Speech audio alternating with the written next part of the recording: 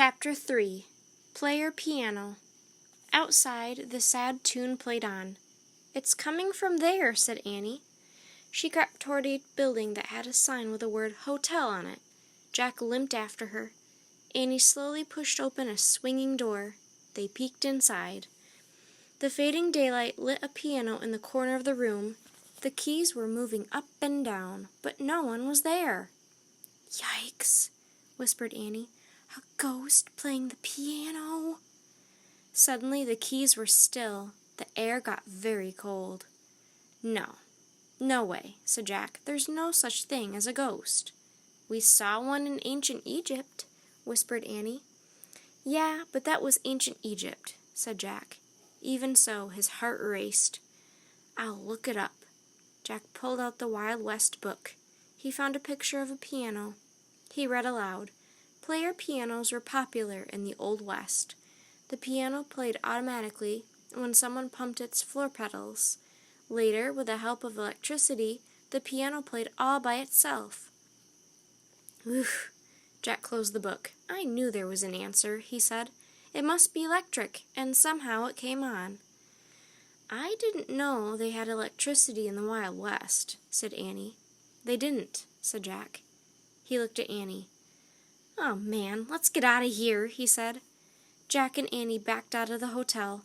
When they got outside, they heard another sound. Horse hooves thumping against the hard ground. A cloud of dust seemed to be moving toward the town. As it got closer, Jack saw 3 riders. They were herding a small band of horses. "Hide," Jack said.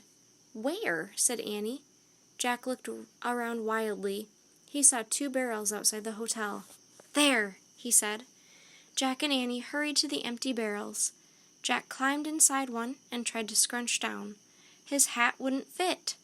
He jumped out of the barrel and threw his hat into the hotel. "Mine too," said Annie. Jack grabbed hers and threw it.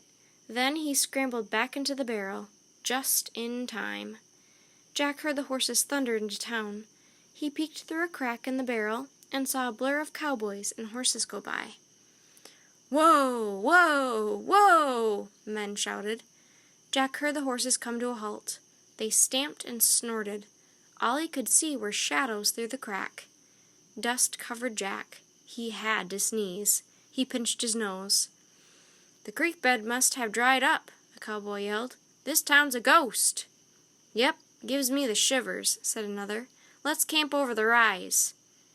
Jack really had to sneeze now.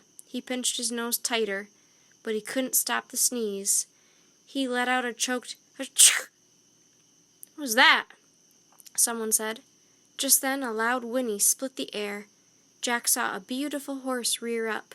She had no rider or saddle, just a rope around her neck. She was as red as the sunset. She had a wild black mane and a white star above her eyes.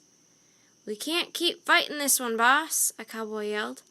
"Yep, she wants her colt," another said. "We shouldn't have left him behind." "He was too slow," a growly voice said. "We'll sell her when we cross the border."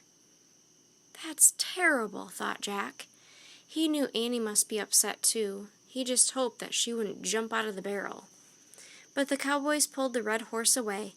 The ground rang from the pounding of hooves as they galloped off. Jack and Annie stood up. They watched the riders disappear into the dust. The pounding faded away. All was quiet again, except for the lazy buzzing of flies. "They were mean to that horse," Annie said in a low, angry voice. "I know, but there was nothing we could do," said Jack. His boots were killing him. He climbed out of his barrel.